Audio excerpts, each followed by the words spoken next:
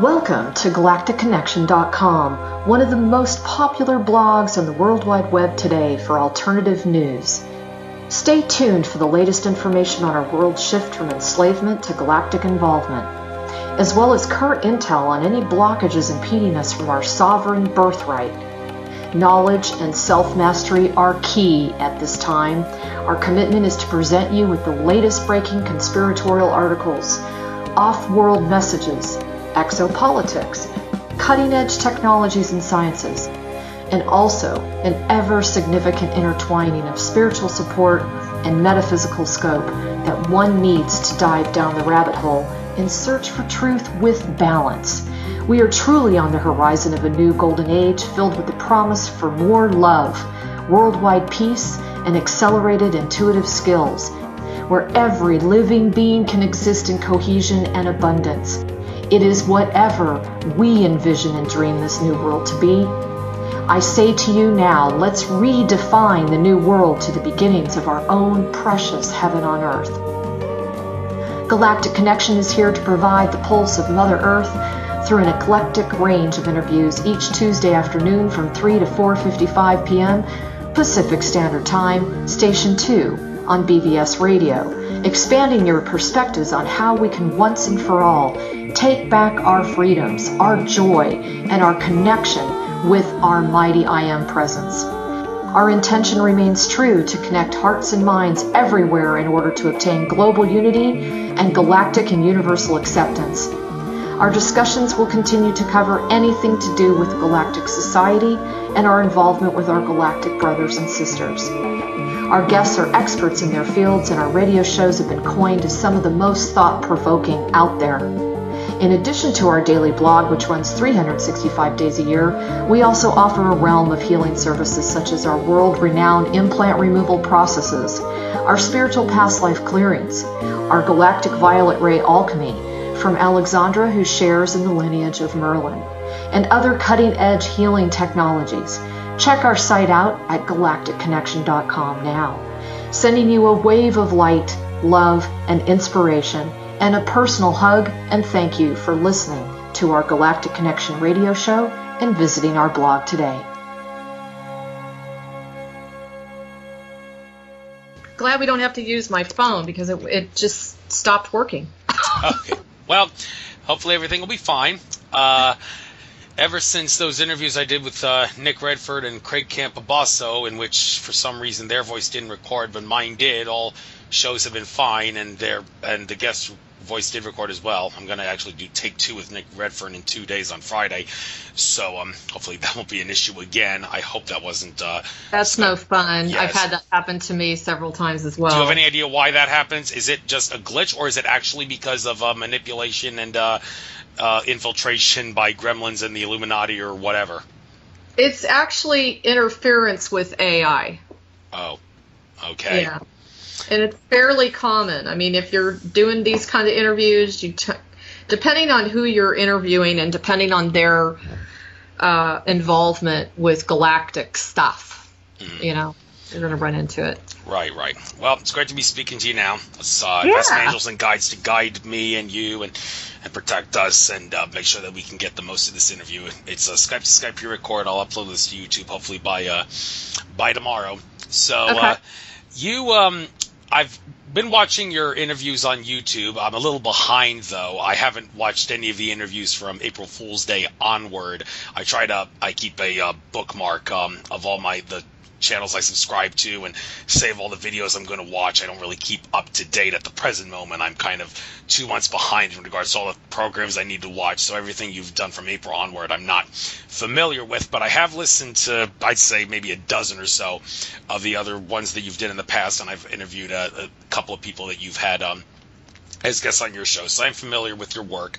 But specifically, you don't really get, I don't think, the chance to talk about yourself all that much because you're interviewing other people and they're getting the chance to have their glory. You're just the host on your show. Well, today's going to be a little bit of the opposite. I'd like to start off giving you the chance to do something that you don't do as much on your show, and that is introduce yourself. You can also, some hosts do this at the end of their shows. I prefer to do it at the beginning. You can give out your website, your contact info, and then give us your life story in regards to what happened in your life that got you to doing the specific Galactic Connection type of work that you do in the present day and look to do in the future. So your contact info and your life story regarding Galactic Connection work, you got the floor. Okay, thank you, Andrew. That's so kind of you to do that. My website is galacticconnection.com, just like it sounds. And we run a blog 365 days a year free, which costs a lot of money. We are kind of like an online newspaper for alternative articles and information regarding healing, spirituality, ufology, conspiracy, ancient history, quantum physics, etc. And it started back in 2012. So I've been very, very diligently building that. I think we're up to almost 40,000 articles on the site. It's amazing. It's a total library showing us the transformation that we've been going through. And on top of that, I work in energy healing, and I'm an alchemist. And so I create very magical alchemical formulas. You can go up there and check that out as well. We have a team of healers as well that do various types of specialties, and everything from implant removal, which is, we're very, very well known for that. I was one of the first to announce that out on the public airways of the community and took a lot of heat because of it, as you can imagine. And so we have a lot of services, from everything from just getting unplugged from the matrix, getting the implants themselves removed, helping the soul as far as removing fragmentation, sequencing the upgrades of DNA. Let me see, gosh, there's so many. You can go up there and check that out. And lastly, of course, I have a radio show every Tuesday afternoon from 3 to 4:55 p.m. on Station 2 on BBS Radio.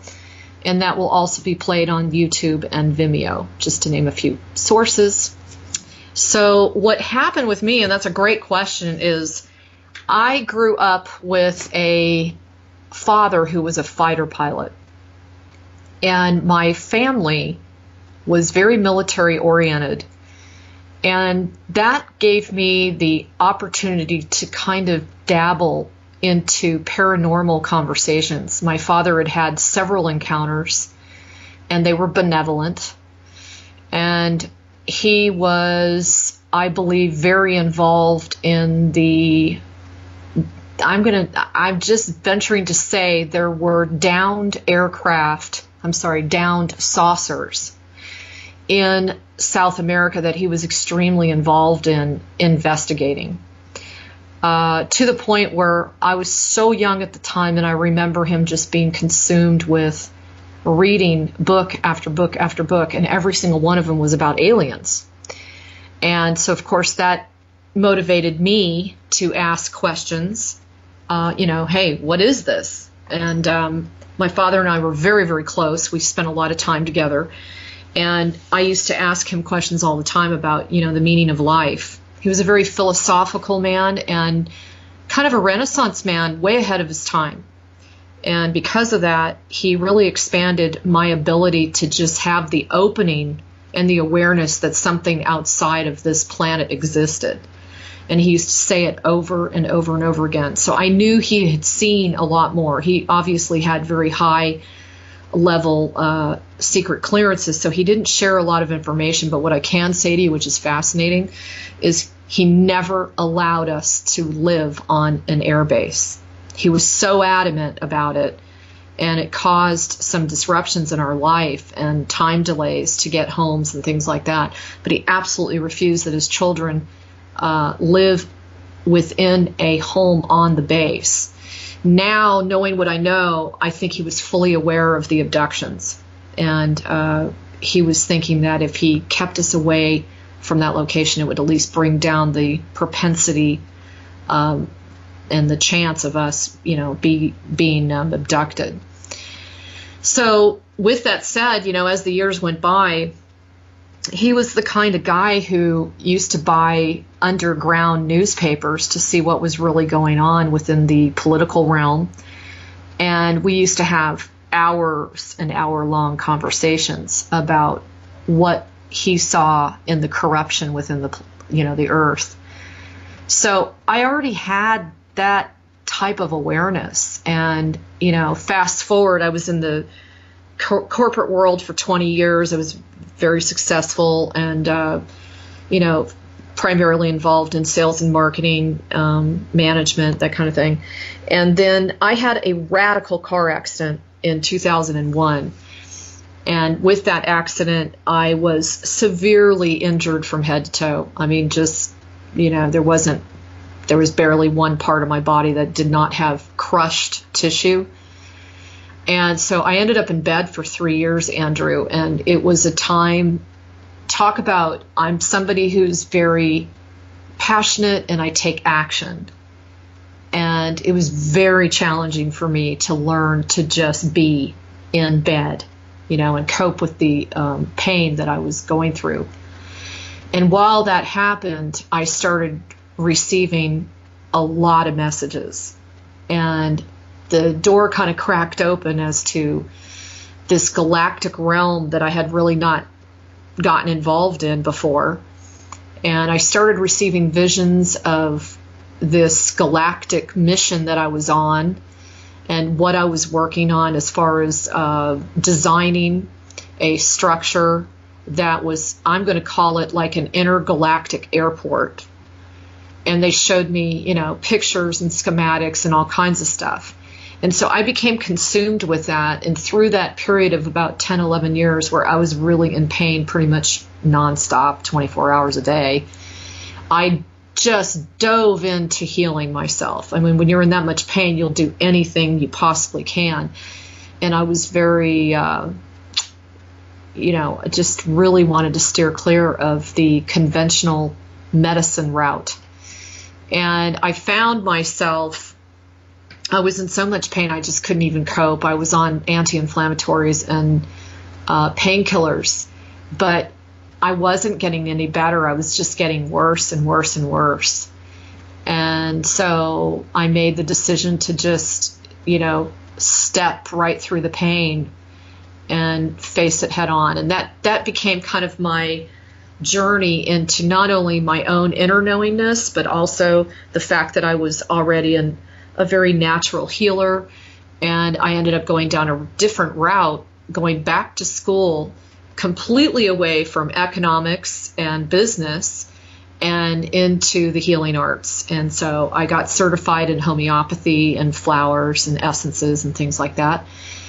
Found myself just so fixated with it. I must have put in, I've probably put in thousands upon thousands of hours making concoctions and working with my alchemy and perfecting my strategies and abilities and all kinds of things.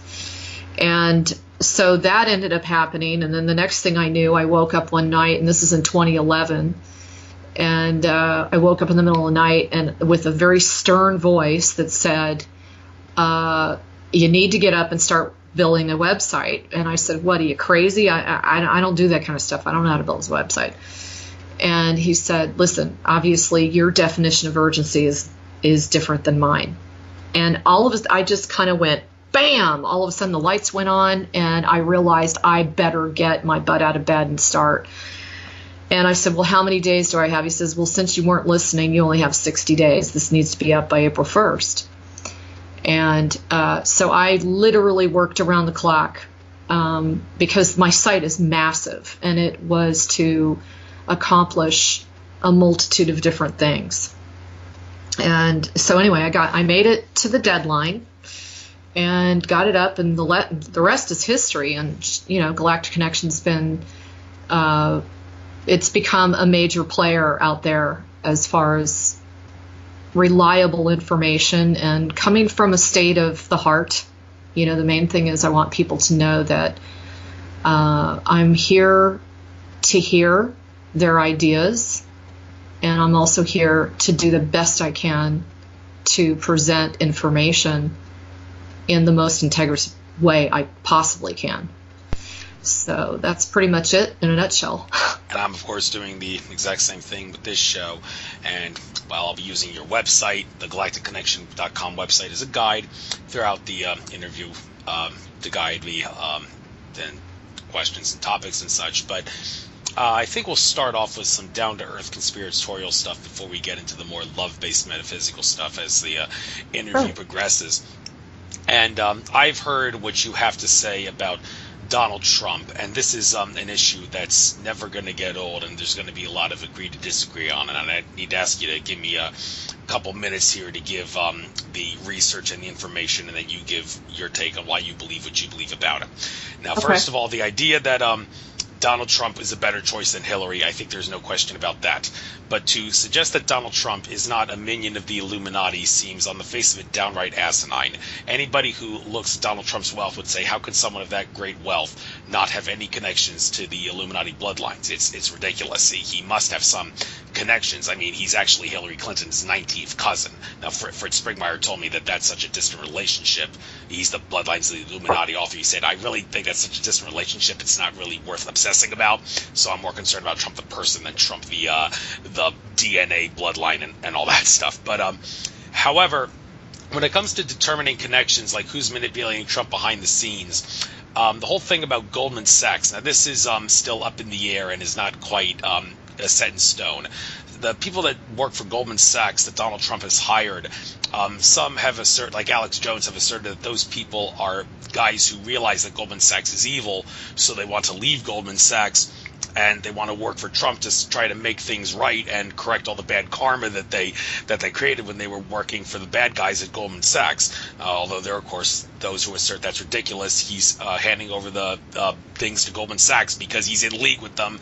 You're crazy if you think these guys have good intentions. Not only that, and by the way, I'm getting this from Cobra, from 2012portal.blogspot.com. He's my source for this. Eric Prince, one of Trump's secret advisors, he's connected to the Sovereign Military Order of Malta, which I believe is the same as the Knights of Malta, and it's controlled by the Jesuits. And even though the Knights of Malta may not strictly be a bad group, they have been infiltrated by many Illuminati groups, so all their intentions are not necessarily good.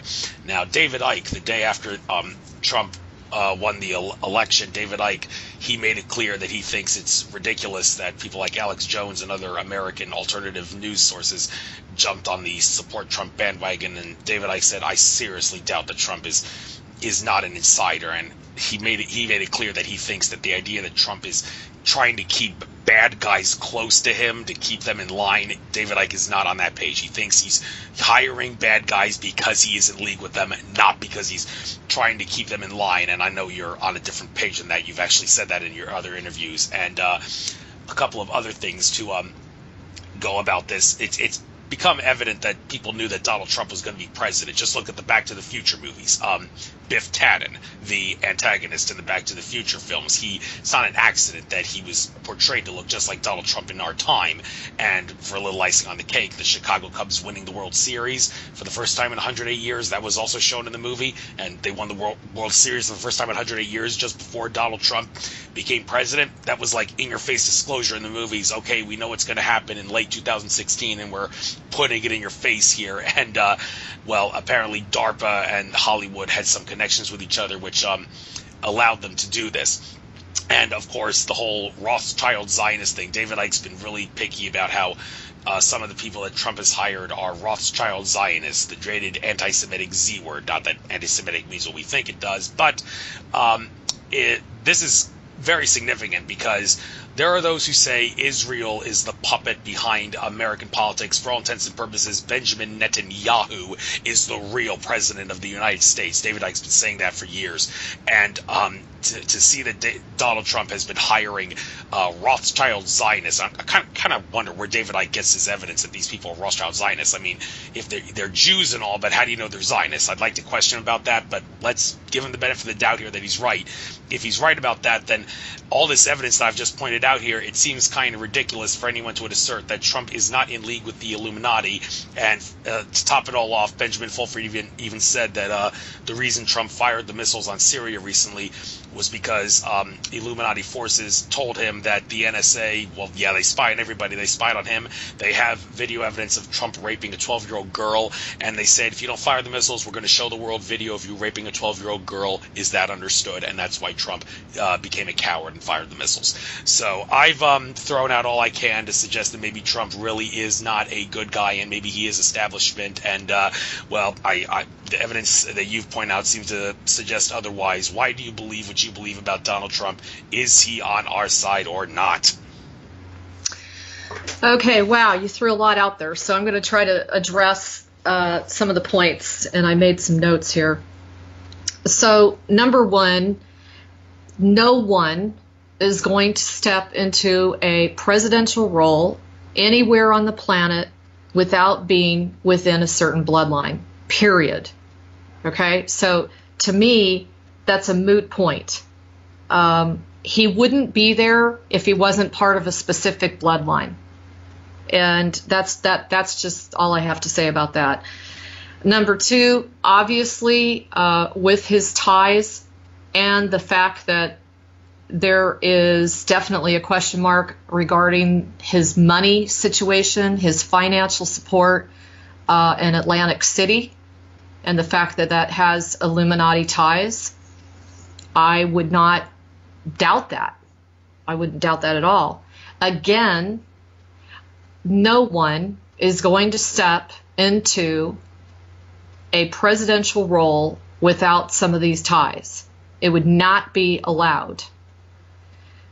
Number three, yes, he has quite a few, in my opinion, of questionable characters that are surrounding him in the presidential cabinet and beyond, I should say. And I will come back to that in a minute. And lastly, and I do respect David Icke. I interviewed him, and I thoroughly feel he is a good guy. At the same time, I feel every single one of us has a different perspective, and that doesn't necessarily make it right or wrong, Andrew. Okay? There are many elements to what's playing out on the third dimensional realm.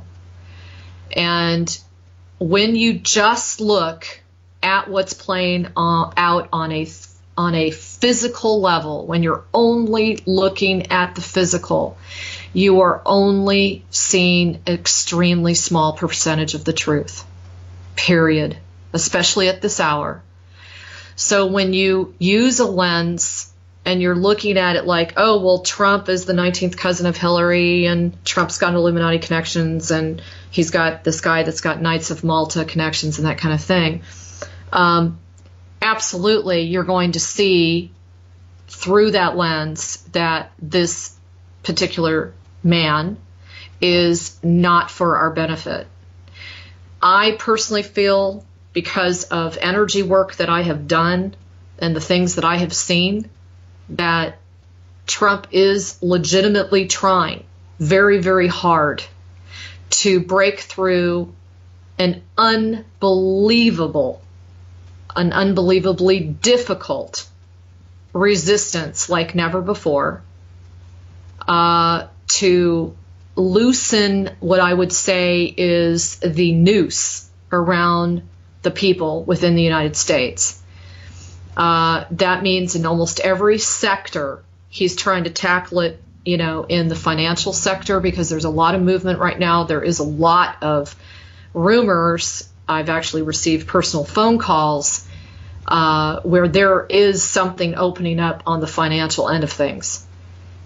Now, in the past, from what I've been told, we have never arrived at the place we are now because of the simple fact that this established network within the political realm has never been successfully infiltrated.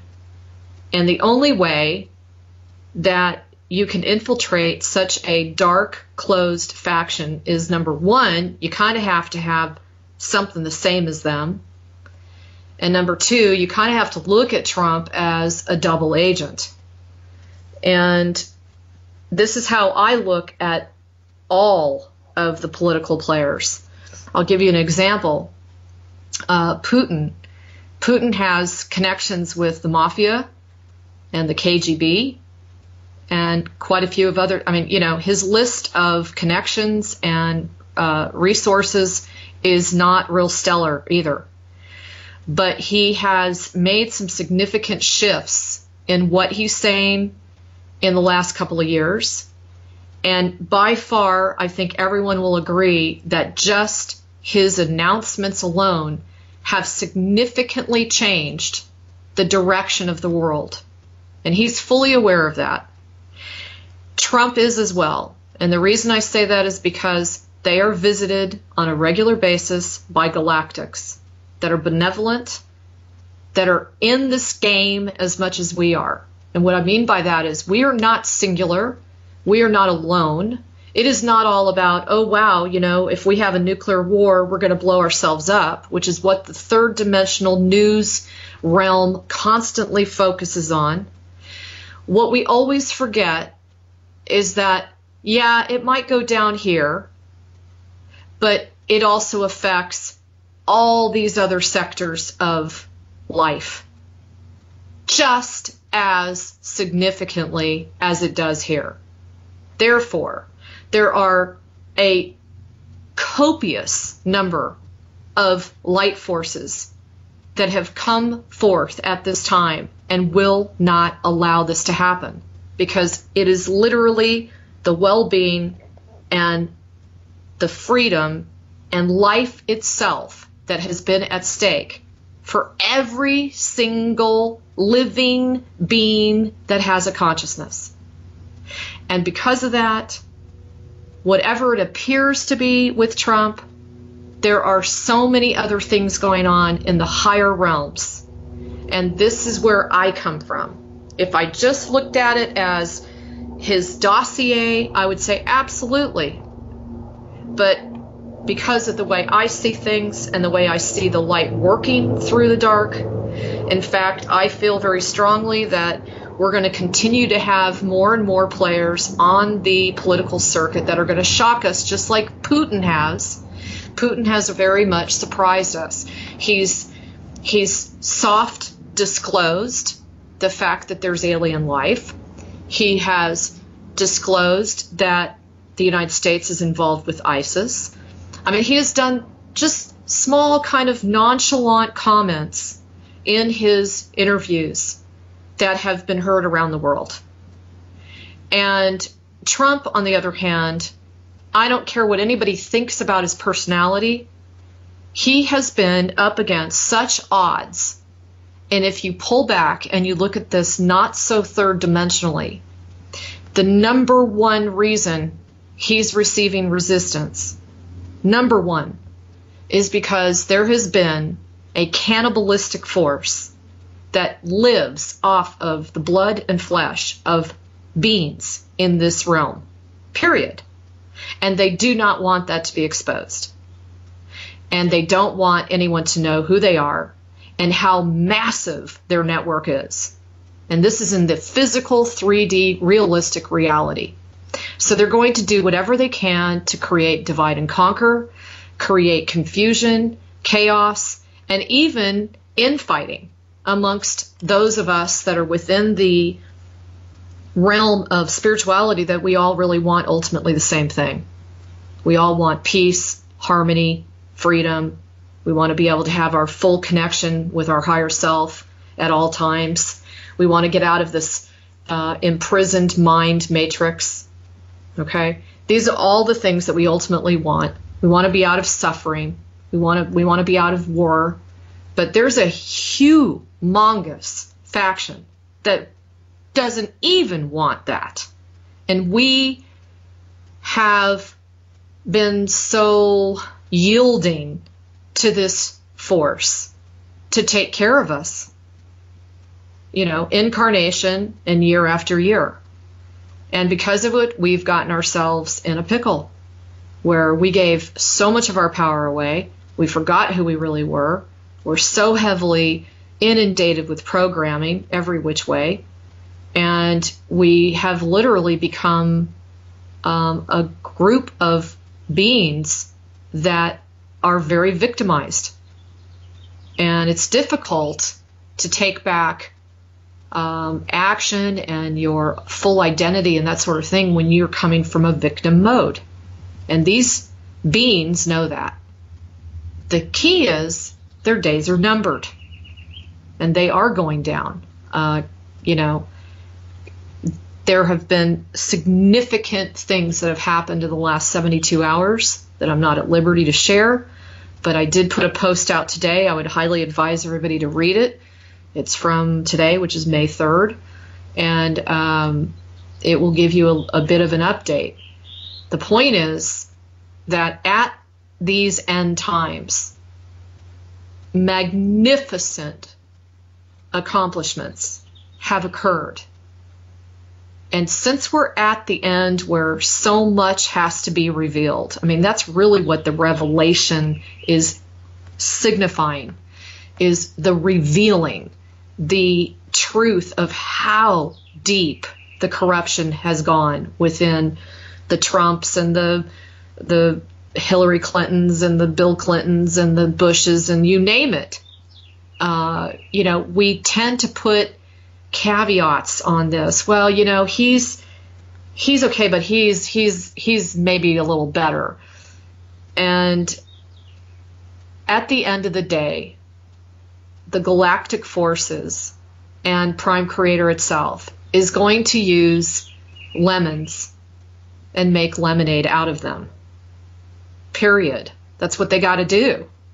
You got a lot of lemons, and you got to make some use out of it to get what your ultimate goal is. So I hope that's answered your question. That's where I stand with the whole thing. Yeah, you brought up Vladimir Putin meeting with ETs. I've heard that from, well, I first heard that from David Wilcock, and I was like, maybe that's taking it to an extreme. But then I heard Brad Johnson, a Dronus contactee, talking about how that's actually happening, and yeah, Trump is also doing that. Now that raises the question, do the Illuminati bloodlines know that Putin and Trump are meeting with ETs, and if they do, why aren't they threatening them and saying, if you meet with these good extraterrestrials, we're going to murder you and your wife and kids? Is that understood? Why aren't they threatening Trump and Putin and preventing them from doing that? Great question. First of all, they're constantly being threatened. They never are not being threatened. In the history of a president, no one has withstood the deluge of threats against their life like Trump. I mean, seriously. And, I mean, this is what I'm getting all the time from the messages I receive. And the reason, first of all, it does not stop the fact that they're saying, hey, you better not do whatever. But when you really recognize that we are playing out a final act of a play, and the massive amount of, God, what's the word? You know, the authority, the power, the capability of Creator itself is so beyond everything that we're watching play out. Beyond it. Beyond any of our comprehensions. And this is why we all want to be here at this time, because we are victorious. And every single one of us has a higher, we have a higher knowing, we have a higher connection knowing that this was it. So, of course the threats are going on, but they're really going on more. It's not that the Galactics haven't tried to contact the Illuminati, Andrew, because they have.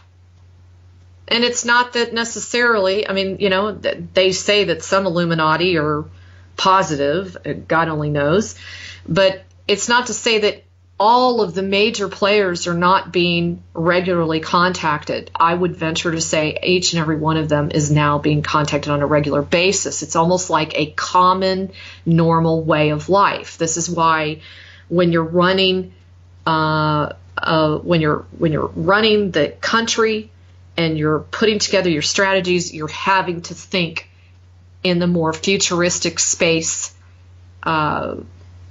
perspective, because there's so much more interaction from galactics. It's like it's become a way of life. Yes, and Putin, it's been said that he sort of had like a Valiant Thor type experience back in 2014, and I'm thinking, I can't help but wonder, maybe it was Edward Snowden and him seeking asylum in Russia that inspired the ETs to do another Valiant Thor type thing, but like Valiant Thor with Eisenhower, but Eisenhower made the mistake of not deciding to make good on Valiant Thor's requests and all that. Putin, on the other hand, seems to have not made the same mistake Eisenhower made when he was given the opportunity with ETs in the War on the Street. It was like 2014, shortly after Edward Snowden had sought asylum with him. And this idea that how can they, like Putin and Trump and other benevolent, for lack of a better word, world leaders, not totally benevolent because they have some influence, but still they're trying to do good things. And how can they do these good things without getting like murdered? Well, I remember Cliff High, the Webbot person. He made a video back in the day talking about how David Icke is the guy the powers that be fear the most. They wouldn't dare murder him because if they were to murder him, it would cause massive amounts of karma, which would basically everything that David Icke stood for would exponentially multiply if they murdered him.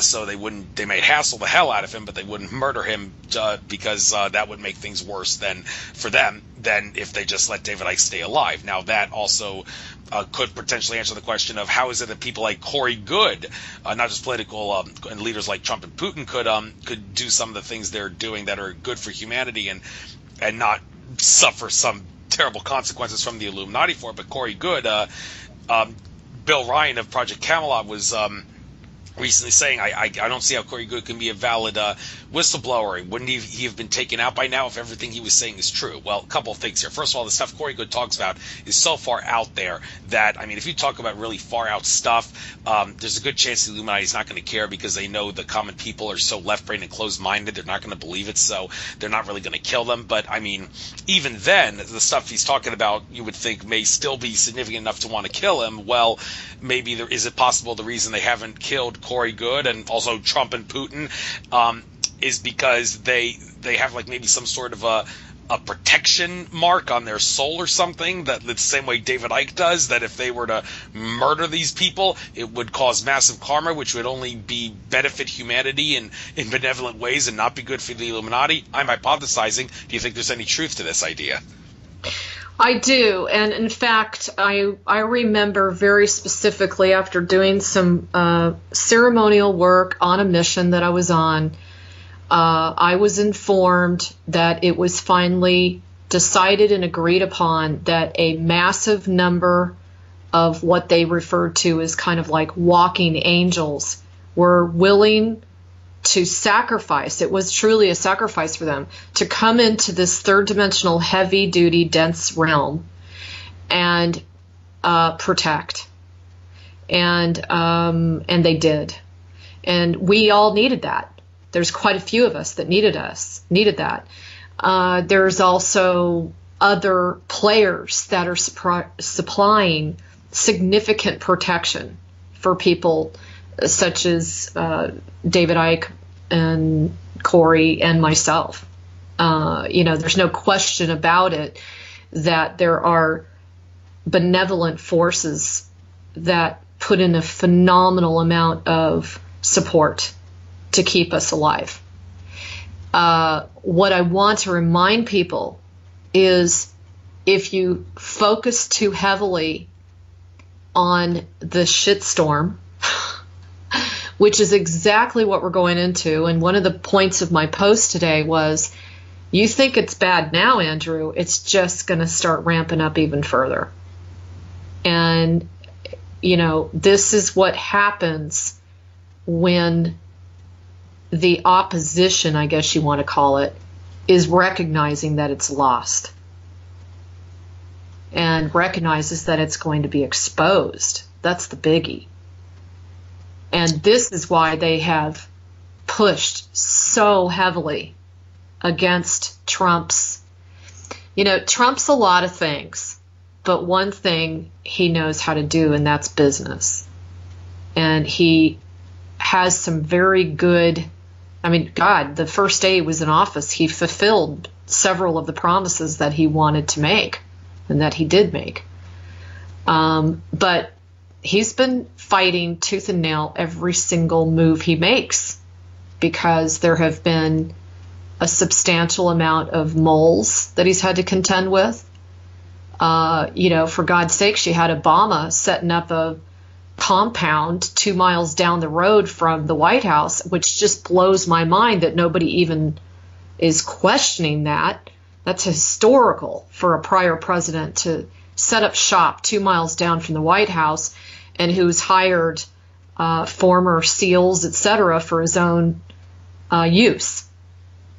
You've got very strange goings on with Soros in the past. You just kind of passing out money like candy to keep, riots and demonstrations, etc., going like crazy. Anything to create a distraction. It's not even just opposition. It's to distract us away from what do we really want. So instead of focusing on what do we really want, let's support Trump in the ways that he's really doing that. Let's just distract the population. This is what they're thinking. Let's distract him and keep the whole, divide and conquer thing. And that's what they do all the time.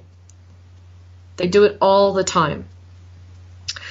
So I don't know. To me, if you are going to be reading the news, and I say this to my audience all the time, it's absolutely imperative that you read it through a neutral place and that you look at it from a higher perspective.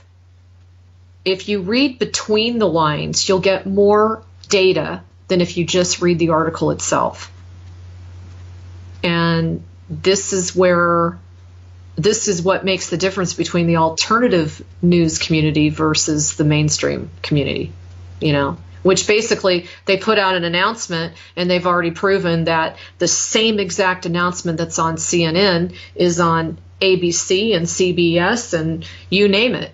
They've actually proven that they all were reading the exact same message and material.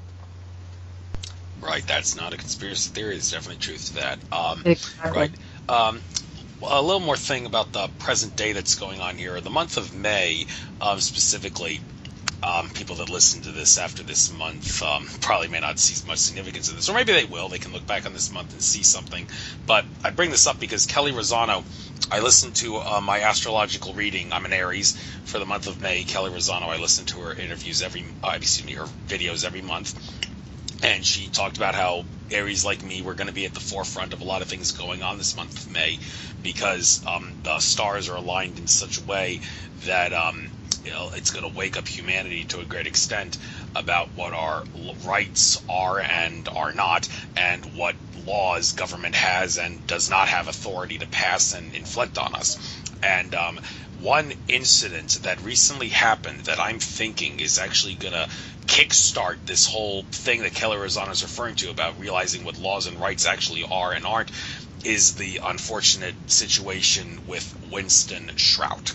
Now, he was recently indicted on this past Friday on multiple counts of violating so-called tax laws and such. But anybody who is in the sovereign citizen movement, and even people that aren't in the sovereign citizen movement, could say that Winston Shrout, he did not break any laws. He did nothing wrong. His arguments are valid. but since the courts are corrupt, and I read the news articles about this, there was talking about how one juror in the jury was like breaking down into tears after all the jurors said that Winston Shroud was guilty, and they suggested that the judge was kind of trying to brainwash the jurors into not using jury nullification, and kind of makes you wonder why that one juror who broke down into tears didn't try to use jury nullification. And I'm thinking people are going to find out about the Winston Shroud case, and he said he's supposed to be sentenced on August 1st. But they're going to look at this, and it's going to cause tidal waves and earthquakes regarding people's understanding of what laws and rights are. I'm guessing that's what's going to happen. And I mean, Winston Shroud, if what you give is what you get, is Winston Shroud's goose cooked or not? I mean, some people would say, well, Winston Shroud, he keeps giving sovereign citizen advice that in practice is useless. If you want to beat these guys in the courts, you got to use their own laws to beat them black and blue. They're tyrannical and all, but they got to make really strict laws to keep themselves in line. So that gives us the opportunity to use the statutes and codes to go after them.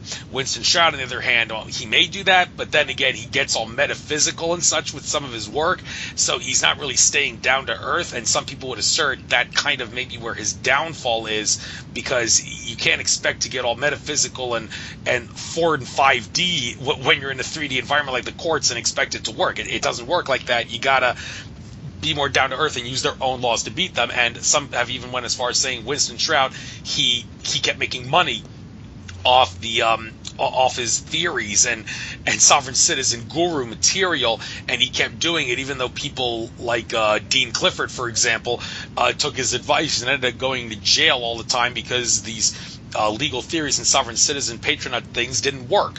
So, but Winston, he never came. I interviewed him. He was a guest on my show. He didn't come across as someone that seemed like he wanted a lot of money. And he, of course, makes a disclaimer saying, "I'm not a lawyer. Please do not take my stuff as legal advice, and I'm not responsible for anything that happens to you." Blah blah blah.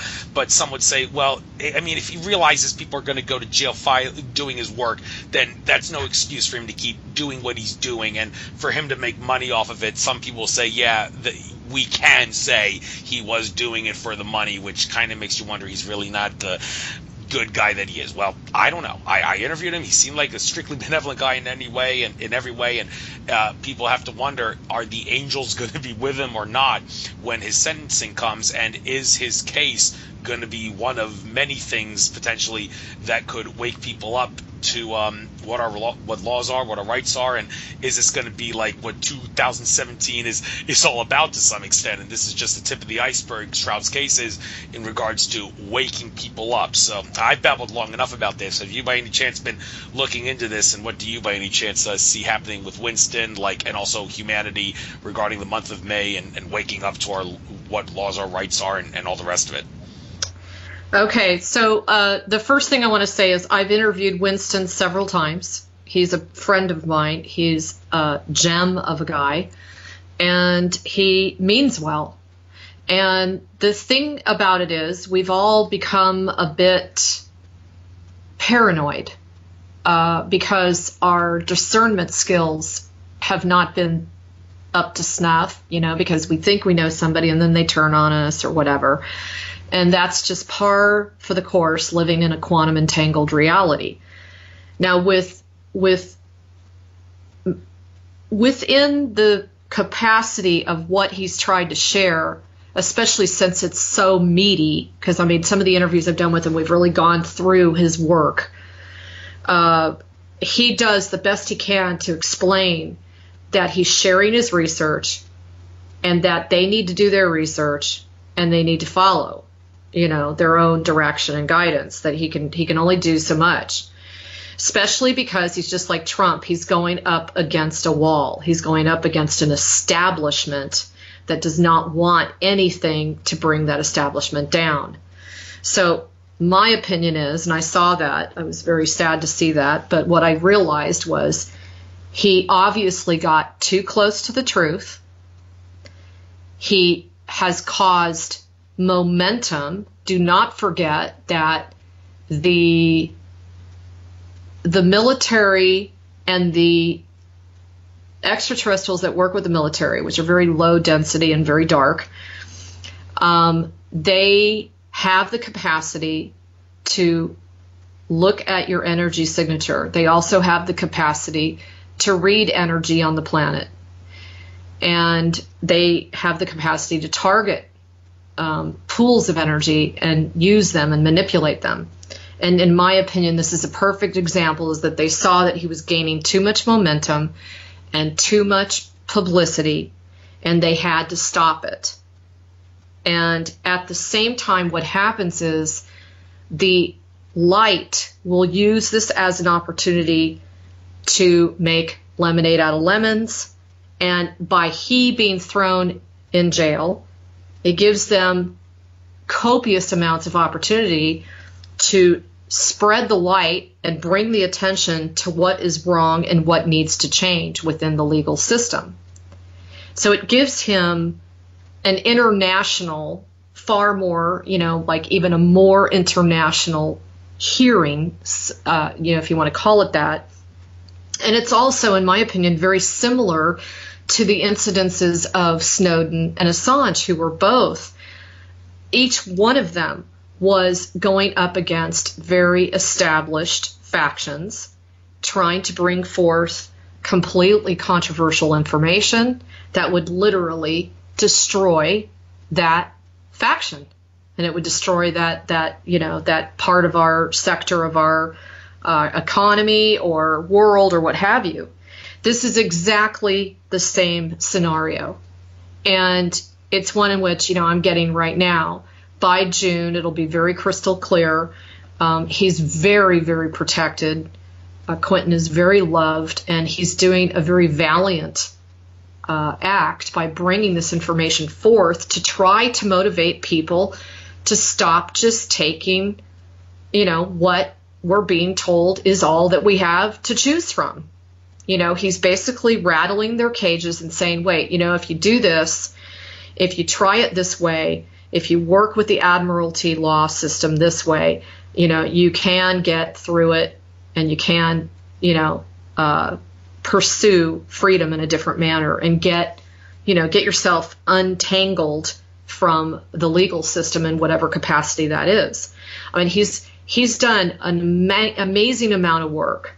And what I would say to Clifford is it's a bummer that he ended up in the experience that he was in, but at the same time, any time that you take on a controversial way of processing something that goes up against the establishment, you already have that possibility.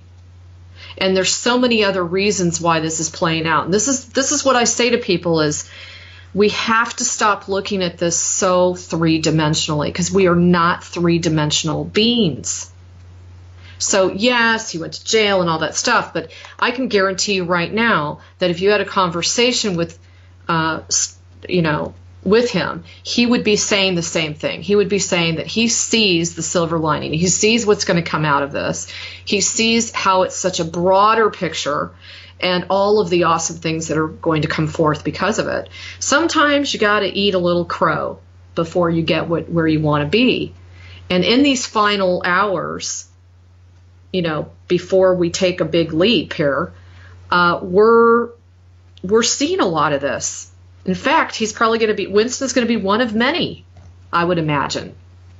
And if you feel bold enough, I remember I've been told by my friends that were in the 1960s, when they were old enough to go to these riots and demonstrations against the Vietnam War, they walked right into those demonstrations knowing that they were probably going to get arrested. They just knew it because they were going up against the establishment. And people such as Winston and any of the others, David Icke, all of us know that when you are putting yourself in a position where you are controversial and you're countering the regular, BS that we've been buying for a long time, and you're saying, hey, wait, guys, this isn't for our better. This is not for our best good. This is hurting people. This is hurting life itself. They don't want that, and they're going to do whatever means they can to shut us up. So I say kudos to Winston, because it shows me that clearly he got way too close.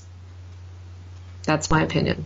Yeah, but there's a little bit of a paradox in this. I heard you say, like, we're not three-dimensional beings. You got to understand that to beat them, you have to increase your consciousness. Well, however, that goes back to what I said earlier, kind of flies in the face of what I said earlier about using the powers that be and the court system's own laws to beat them black and blue. I mean, two people that I really listen to very close in regards to this, Randy Kelton and Eddie Craig, the co-hosts of Rule of Law Radio. I mean, those guys are very down-to-earth, not very metaphysical people and all that, but they always have success in the courtroom because they use the powers that be's own laws to beat them, and they assert this is the best way to beat the system. Now, the paradox to that is the system is third dimensional. Their laws are third dimensional. You would think, well, if I get all fourth dimensional and fifth dimensional and all that with my beliefs and such, and use those kinds of arguments, not necessarily use their own laws, but use freeman on the land arguments, like no free man is authority over another free man, and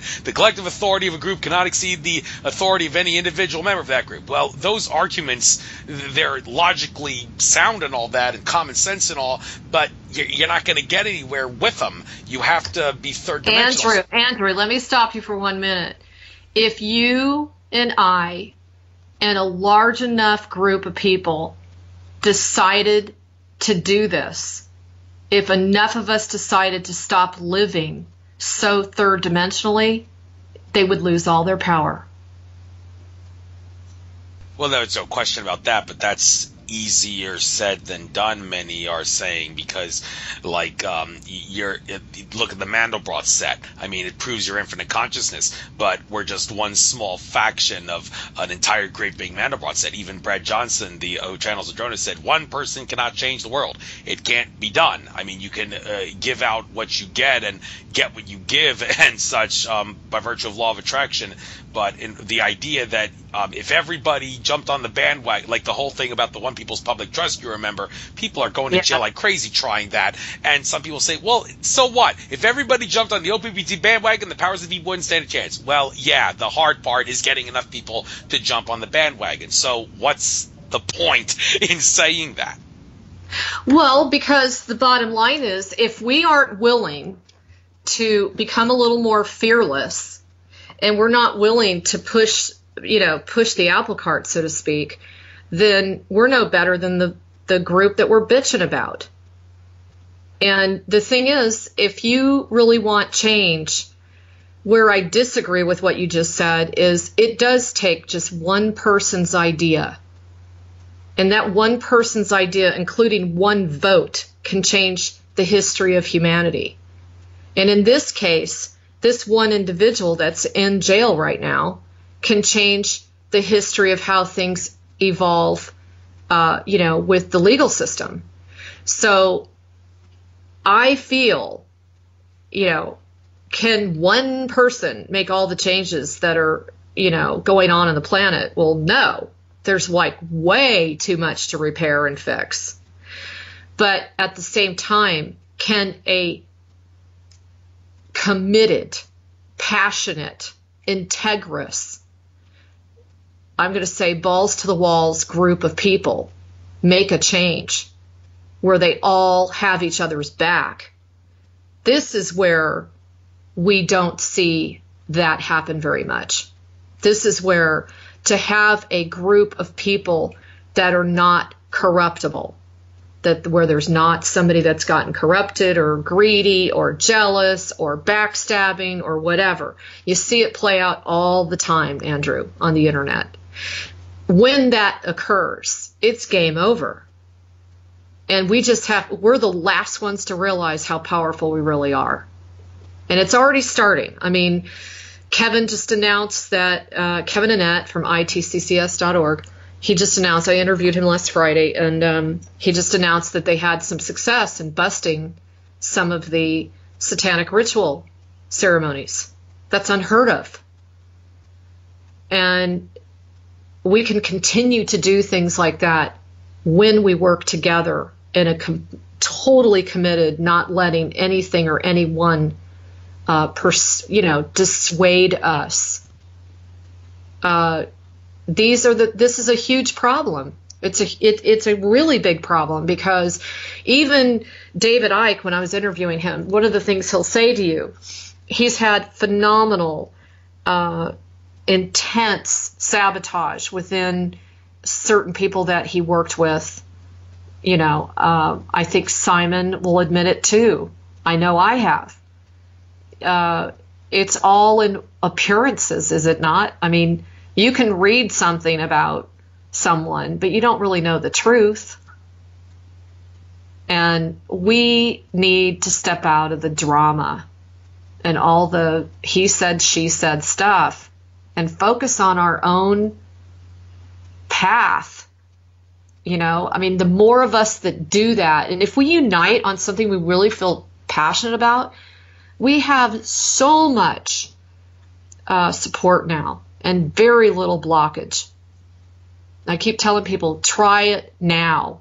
Whatever it is that you did before and it didn't succeed, try it now, because you'll be surprised how much farther you're going to go with that idea or that intention. As long as it's positive for the greater good of the all, it'll fly.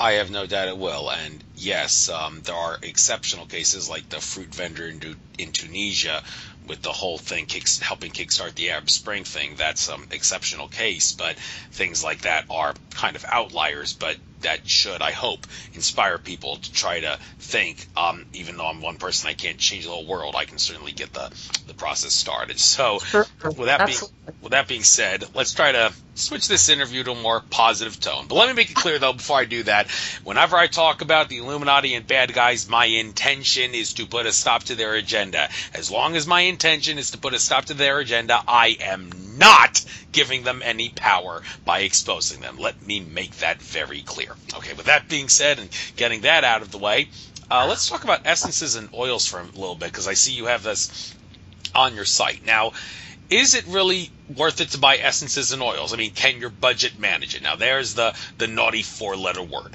cost. Many people can't afford this. Now, I still buy shampoo and soap from the local CVS pharmacy down the street. However, I don't really obsess about cleanliness to a great extent, because I've come to the realization that it's not necessarily in your best interest to like soap all over your body and all that, because the oils on your skin are actually pretty good for you. Now, like when I'm in the shower and cleaning myself, and I don't mean to gross anybody out here, but the only parts that I actually use the washcloth to clean myself are my armpits, my butthole, and the area between my legs under my groin. That's it. I don't ever wash the washcloth anywhere else in my body, because I know that the oils on my skin are actually good for me, and I think that those oils on your skin can, in a sense, do the job that essential oils and essences can do if you can't really afford them. Now, can I afford them? Yes, I think I can, but I don't really think I need them, because I feel pretty confident in myself that I can still get from point A to point B with the stuff that CVS sells, as long as I don't use it the wrong way, and I think I'm not using it the wrong way. And actually, you're comparing apples to oranges, so okay. Let me clarify. Essences they're an alchemical formula. That means they have alchemy, they have codes, they're made up of flowers, minerals, crystals, color, sound, and my encodements. They're basically kind of like a genie in a bottle, and it would be the equivalent of maybe going to a healer and receiving a healing, except the difference is you're receiving ongoing healings every time you take them. And they are made for various different types of, everything from ailments to wanting to increase your consciousness. I have a ton of them out there. Right now I'm about to release my kit, which is called Free Yourself from Quantum Entanglement. And it will be 8 master formulas with a vial that they can wear around their around their neck, and be able to take them throughout the day rather than having to find their bottle. But they're completely different. They're more of a healing mechanism and a very divine mechanism. Alchemy and essences have been around forever. I mean, they date back thousands upon thousands upon thousands of years. And I happen to be, I have done alchemy in just about every incarnation that I've looked into. So that's that. And then oils, the same thing applies. These are essential oils. They are not oils that you go and buy at CVS. CVS does not sell essential oils, I do not think. These are aromatherapeutically designed. They actually cross the brain barrier, and they also work with the medicinal aspects of the plant. They're distilled very specifically, and with my oils, they have alchemy in them. They're custom formulated, and they are specifically created to bring about healing. So it can be on, again, like a physical level, or it can be on an emotional, mental level. I have a whole new line of sacred Egyptian oils that I'm going to be launching. They're just magnificent. They smell divine, and at the same time, they are assisting people in purification and clearing in preparation for their ascension. So totally different scenarios. So obviously, you're not going to go down to the local CVS store to purchase this kind of stuff. This is something that comes from me. It's very specifically created with my assistance of Creator. And there are oodles of testimonials on my website.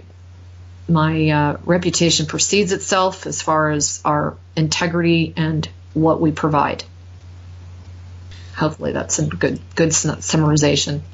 Yeah, thank you. Yes, but again, a lot of people aren't going to be able to afford these things, and some people, well, even if they can afford them, they think, I don't really need them. I think I'm fine without them. I'm sure that I can. Well, Andrew, that's true in anything, and if you're not drawn to take them, then you aren't drawn to take them. But if you're drawn to me, my work, and taking them, then you are going to receive the benefits of a smoother, easier, more graceful purification, because we're all being purified right now. This is why there's so much commotion. This is why there's so much. I just heard from a friend this morning that people were on a forum and they ended up getting into it with each other, and it was really nasty and lots of name calling, and this is supposedly a spiritual forum. And I thought to myself, well, this is just so par for the course for the month of May, because things have really escalated. The light has accelerated. In fact, the light frequencies are not just coming in the designated like 7 waves that we've read in the past.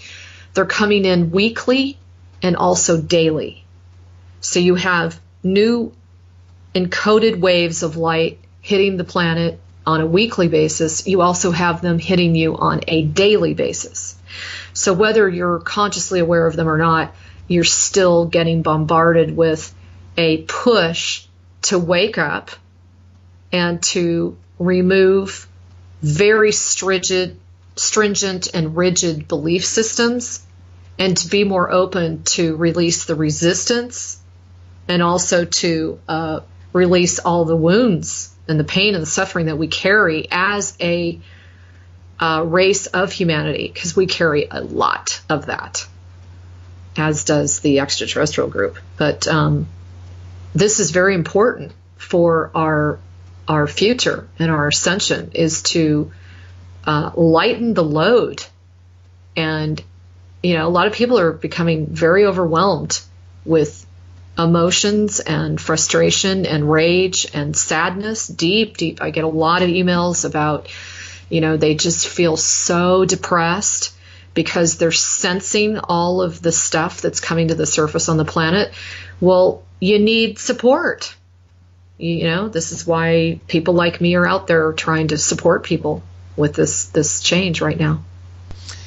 All right, now I'm doing the same thing myself, but since you mentioned that, and again, I do have to maybe switch gears back to some of the negative stuff. But again, it's for the good, and it's to expose the bad guys to stop them. But one incident that really that I really resonated with and I tried to get involved with was Tolek, the Andromeda Council contactee. He recently did a conference last October, was in Arizona, where it was supposed to be a highly spiritual, metaphysical conference, a lot of love-based stuff, and he issued an apology a couple months ago, saying that he was informed that one of the male speakers at the conference, I'm not gonna, he didn't give any names, but I'm gonna hypothesize it was Stuart Swerdlow who he was referring to. Stuart Swerdlow kind of made a lot of people at that conference uncomfortable with some really bad vibes and such. He created bad vibes and said some things like alien invasion I see happening, and talked about conspiratorial stuff that made people uncomfortable. And because of that, Tolek issued an apology saying, I'm sorry this made you feel uncomfortable. I figured this guy should come along because he was recommended and he knew his shit, basically. Right. But I sent Tolek an email telling him, you didn't have to apologize. The only people that owe anybody an apology are the people that were whining and complaining about the speaker, because those people, they lack discipline. They obviously failed to discipline themselves to not get uncomfortable listening to this stuff, and I see that as a hindrance to the awakening of humanity. Now, I've asked some people like Melissa Fike, metaphysical geek, who I recently met in Washington, D.C. Well, I didn't meet. I saw her in Washington, D.C. for a event at the Lincoln Memorial. I asked her when I had her on my show, why is it that spiritual people and metaphysical people tend to get uncomfortable when you talk about conspiratorial and Illuminati-based stuff? You wouldn't expect that, because these spiritual people, that hearing all that conspiratorial stuff played a big role in their awakening. So you'd think that they would be able to not get uncomfortable when they listen to it because it played a big role in their awakening. But that's not what happens. For some reason, when they hear it, they get uncomfortable and they say, no, I only want to focus on love-based stuff. Now, the interesting thing is the answer to the question of why does it make them uncomfortable, because it's out of their comfort zone. That's the exact same answer to the question of why do sheeple get uncomfortable when you talk about things like conspiracies and such, because it's outside their comfort zone. Now, spiritual metaphysical people would say, don't dare compare me to sheeple, I'm not a sheeple. Well, you're not, but you're at the opposite end of the spectrum in a sense in regards to getting uncomfortable when you hear people talk about negative things. And in that message I sent to Tolek, I said, if anything, maybe when you keep holding conferences, you should keep bringing someone who's gonna talk about these negative things to teach the metaphysical geeks some self-discipline and teach them how to not get uncomfortable. And if these people say, I don't like these people talking about this stuff, why would you bring them to the conference? I told Tolek, well, you should tell them, well, you're going to learn to like it. You need to suck it up and discipline yourself to handle it, because you're being a hindrance to humanity's awakening by not sucking it up and disciplining yourself. So maybe I'm being a little extreme here, but I do seriously think that it's a big hindrance to humanity that sheeple and spiritual people both get uncomfortable hearing this stuff that's out of their comfort zone, and they both need to discipline themselves so that doesn't happen. So with that being said, Andrew, can I respond? Yeah. Okay. So first of all, were you at that conference? Yes. Okay, so was I, and I was the speaker. Okay. I don't know if you met me or remember me, but I was there in October in Arizona. I was on the panel, and I was also the moderator for the panel the next day. And it is not, I'm going to speak for the general spiritual community. It is not so much that we're uncomfortable hearing about conspiratorial information. There are two different types of people within the spiritual community. Basically, there are people that are they tend to be, I just want to hear all about love and light. And then you've got the galactic people. They're two totally different animals. Now, when you are galactic in your perspective as well as spiritual, you have the capacity to see all the different mosaics involved in the communication. You have the ability to listen to an individual and see all the different areas in which they're coming from. And you're able to distance yourself and not take things personally. So it's not necessarily about the spiritual community as much as it's about maybe people that just want to keep their head in the sand and they don't want to hear something that's, dissonant to them.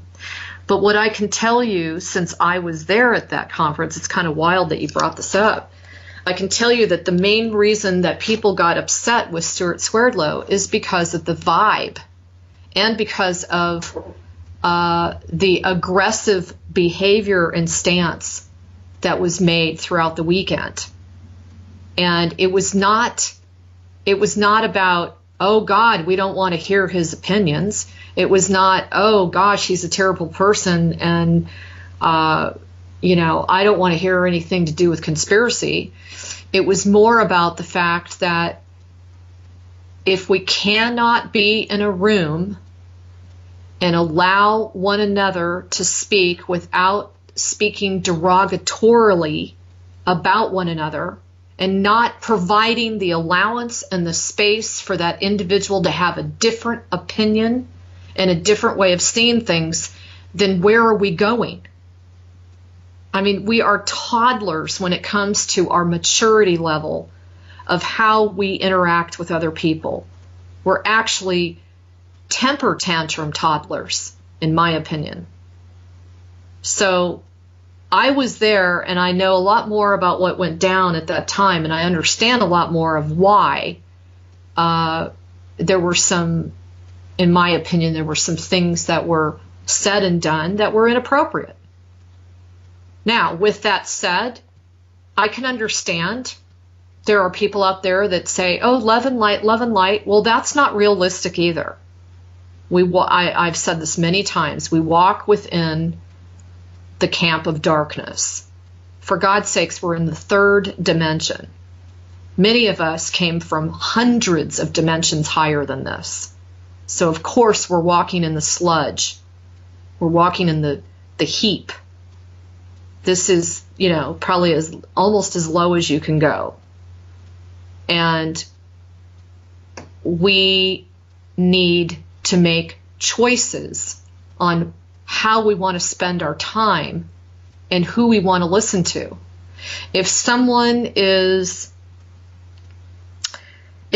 making statements, well, and I believe one of the statements he made, which is why there was such a backlash to Tolek, who is a personal friend of mine, I think one of the statements was, he said, we don't have a prayer. It was something along the lines of, we don't have a prayer, it's gotten so bad, da-da-da-da-da, they're taking over. I forgot the exact wording. I just know that the majority of the people in that room were like, I'm not in alignment with this.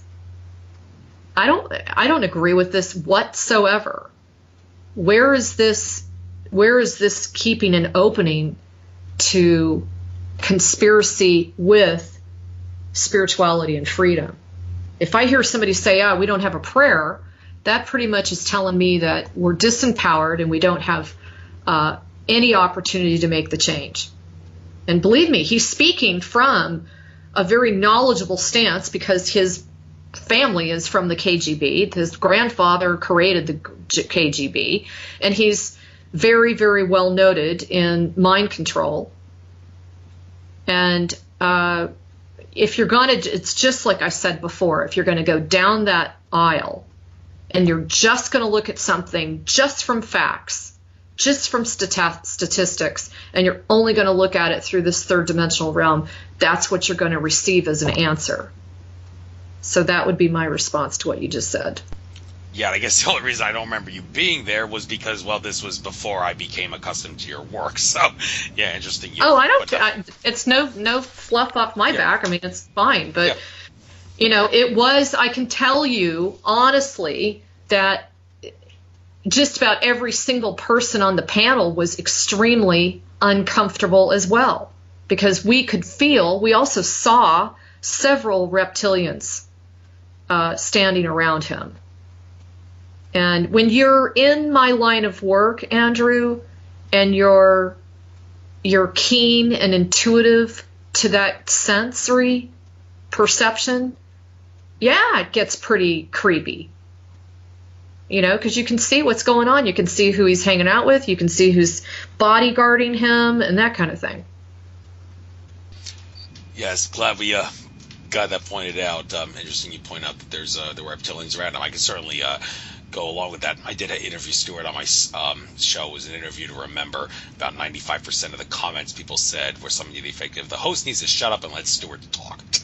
Interesting thing. But anyhow, it's just the trolls trying to have a field day with me. But anyhow,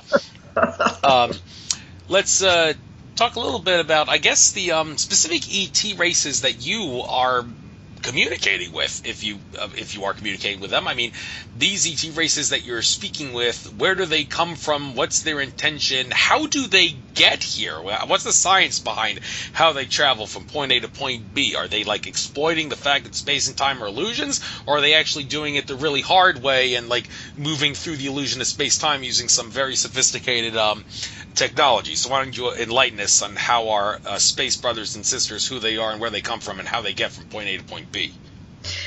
I would say, well, number one, I communicate with, I'm going to use the word plethora of different beings because I'm on a lot of different galactic councils. And I'm fascinated, absolutely fascinated by the different ways of being, their different perceptions. Every one of them has their own strength as to what to bring forth for an optimal conclusion for every living being. You got to remember, on a galactic perspective, it's like, what is the greater good of the all? And so I communicate a great deal with the Pleiadians and the Sirians. I've also communicated a great deal with the Andromedans. There's a very small group of Orions. I could go on and on and on. I mean, there's just many of them. And some of them are actual guides of mine. They appear, one in particular that I'll just describe right now, very, very large head, kind of that you would describe as the type of alien that we have seen in the past. Very large head, large eyes, kind of thinner neck. They usually are wearing some sort of robe type thing, but they are of a very high vibration, so they don't necessarily need a ship to travel. They just appear. And so in your lower dimensional planes, if you want to use that word, ships are something that's kind of a mainstay. But in the higher dimensional realms, they don't really need that apparatus. They themselves can come and go and travel from point A to B with just a mere intention. Does that answer your question? Yes, it does. Okay. Done a pretty good job there. And I want to talk a little bit about implants, because I know you do some work with that. I've had some personal experience with implants and implant removal, and I guess I'm going to have to ask you for a little advice, but this is general advice, not just for me, but for everybody. Here's the deal. Okay. One implant that I've had to deal with was an implant that caused me to feel really, really fatigued at live conferences. I noticed that many times when I first noticed this when I was actually at David Icke's 2012 talk, a 10-hour talk at the Wembley in October of 2012. This was the first time this happened to me. I mean, I found myself, after I got into the Wembley arena and he was talking, as soon as he started talking, I started feeling extremely fatigued. And I thought maybe it was jet lag from flying across the Atlantic, but then no, I got 8 hours of sleep the night before and timed my sleep schedule enough to not feel tired. And well, I couldn't understand what was going on. But then several conferences after that, the same thing happened, where I was getting really tired and fatigued during when people were talking. And I was wondering what's going on, and I tried to take caffeine pills before then, and it didn't even work then. Sometimes. I mean, it was very selective in regards to which speakers it would happen to me and which didn't. But when it would happen to me, even after I took a caffeine pill, I was like, okay, this is really, really weird. Well, when I was at Ted Maher's conference, not this past conference, but the one last year in 2016 in June in Washington. Scott Lemriel was there, and I had the same problem when one of the people was presenting, and I brought it to his attention, and I was like, what's going on with me? I don't understand this. He said, well, actually, you have an implant. You have an implant that's causing you that. And I was like, oh, well, how can I remove it? And he said, well, there's some benevolent angelic entities around you that are willing to remove it if you ask them to. And I said, okay, I want them to remove it. And he asserted that they removed it. And at that same conference, one of the speakers there did have the ability to heal people and such, and I asked him to remove all implants, and he asserted that the next time I took a dump in the toilet, but the implants would be removed. And I thought, okay, this is great, I'm not going to have the problem anymore. Well, if from then on I didn't fall asleep during people speaking, but when I a couple months down the line, when I was at Rob Potter's Secret Space Conference in Mount Shasta, when Michael Sal and Corey Good were talking, I started feeling the sensation coming on again. I'm thinking, oh my God, the Archons must have implanted me again. Now, this raises the question, if you get your implants removed, what's the point if the Archons are going to implant you? Okay, well, the point, of course, is you got to find a way to prevent them from implanting you again. Well, that's easier said than done, many would assert. I mean, so what I have to do to, and anybody else, if once we get our implants removed that cause us to feel fatigue at conferences or whatever, what are we supposed to do to prevent them from being able to implant us again? Is it all like shielding us? I mean, talk about people like George Kavasilis and Andrew Bartzis. They get hassled all the time, not necessarily implanted, but hassled by malevolent entities, and they do spiritual work galore. And you think, well, if these guys can't prevent negative entities from hassling them, even though they're doing all sorts of healings and clearings and such, then how can anybody? I mean, you're infinite consciousness, you have the ability to do it, but there's got to be some ways that anybody like me and them could improve our ability to prevent the implants from coming back. So do you have any advice for me and anyone else who's become a victim of this? Yeah, let me start from the beginning, because you have a lot of stuff loaded in that question. So, okay, so first of all, Andrew, one of the reasons that you go to conferences and you start getting really sleepy is that is a classic symptom as well. When a speaker is delivering information to you that is kind of too overwhelming vibrationally for you to absorb. So a lot of times people will fall asleep when it's a really high vibratory level, and it allows your body and your consciousness to fully assimilate the information. Okay? So that the physical body isn't resisting the incoming encodements that you're receiving. So that's the first thing. Now, the flip side of that is when you go to some of these public events, you get bombarded. First of all, there's just like a lot of, it's unfortunate, but there's a lot of trolls and a lot of there's a lot of darkness, okay, within beings that come there that unfortunately have a, compromised intention. How's that? And so you're picking up on that. So you're getting deluged with that. Your body's really getting deluged with all these different types of frequencies. So that's another thing that's going on. And number three, when there is a large group of people, the government and those that have the technologies, they know that this is going on, and they will send frequencies to these particular, the people that are going to those conferences.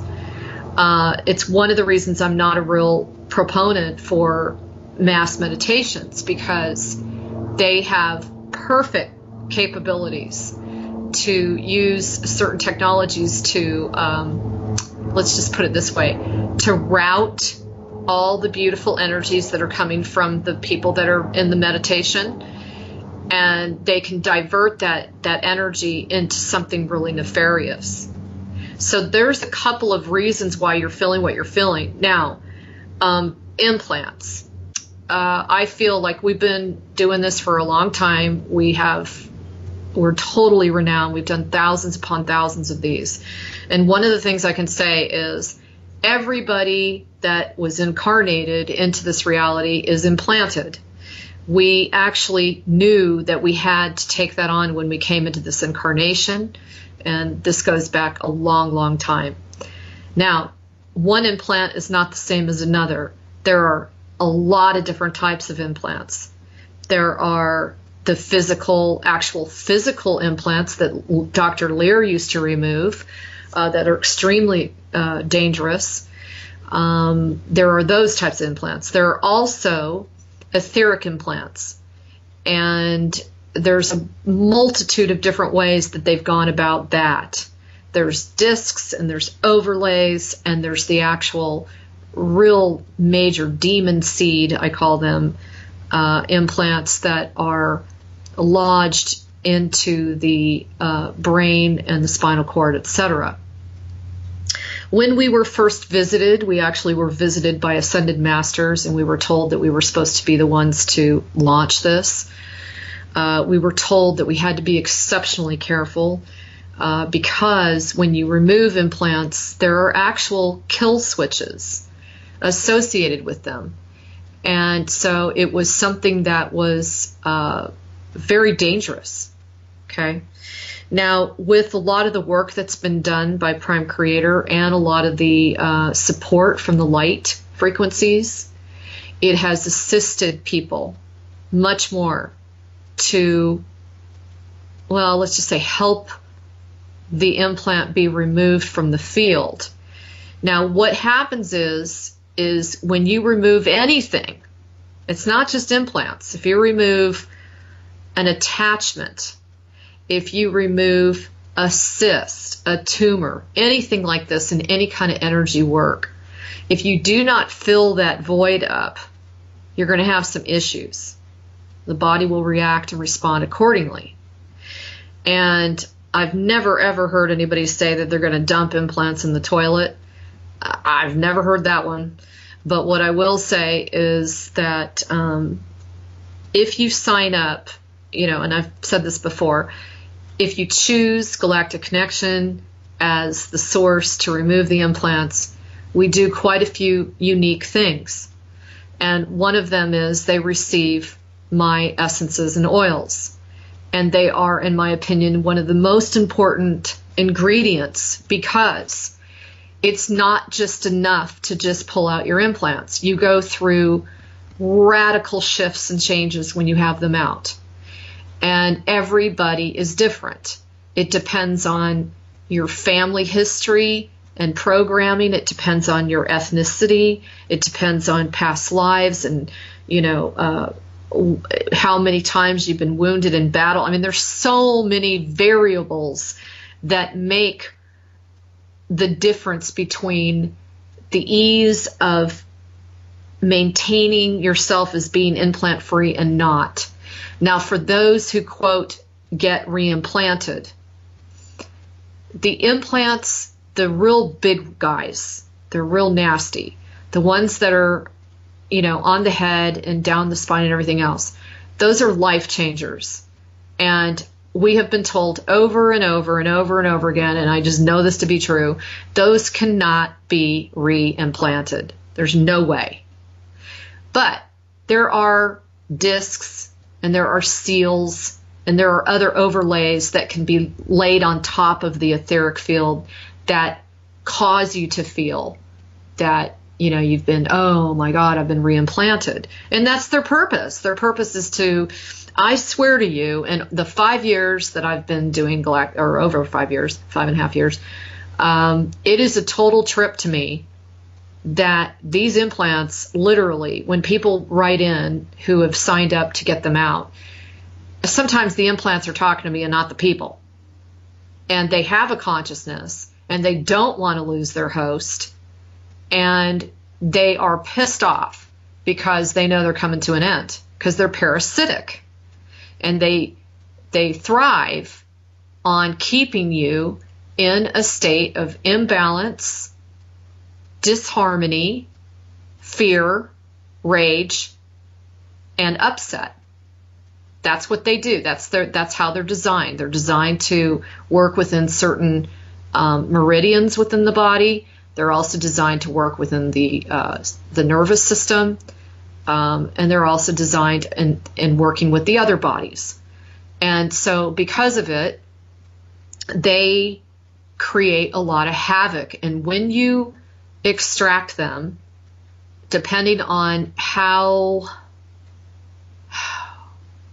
dependent that person was in their rigid systems, their rigid belief systems, maybe their overly emotional systems. I mean, there's so many different things. No one person is the same as another with the implant removal process.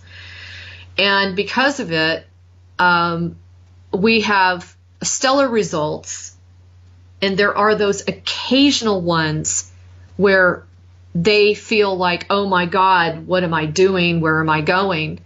And this is because they're literally being kicked in the butt, to, as I say, fly their own ship, be their own boss, take authority, take the reins of their Merkaba, so to speak. And they're going from toddler to an adult.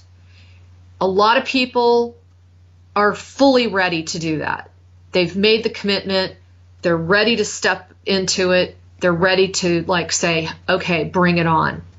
I'm going to get through this no matter what. But you're literally unplugging yourself from a kind of Medusa type technology, believe it or not. And it fiercely combats that. If the individual shows just the slightest amount of hesitancy or questioning or doubt, the implant already reads that. And the implant can do whatever it can to try to block them from going through with it.